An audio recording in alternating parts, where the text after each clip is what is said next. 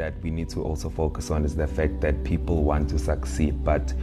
there's a major contributor to us not succeeding, and this is something that we're not ready for. A lot of people speak their dreams and speak their plans prematurely, and that has become the biggest contributor and factor to people not really succeeding in whatever that they want to do. I mean, the fact that someone is your friend or your family doesn't mean that you have to tell them anything or tell them everything about your life, because you speaking your dreams to sometimes small-minded individuals will contribute to you not being able to move towards your dreams, mainly because you're just speaking to the wrong person. So I think even as we start the week on this Monday, we have got to understand ultimately that some plans are good kept off in your space and in your chest than telling them to certain individuals. So I will say that a lot of dreams have not been fulfilled and haven't been able to be materialized and manifested, mainly because we spoke prematurely. Number one, we like having enemies, and sometimes the enemies that we seek are obviously visible enemies, but sometimes the enemies that we are fighting with ourselves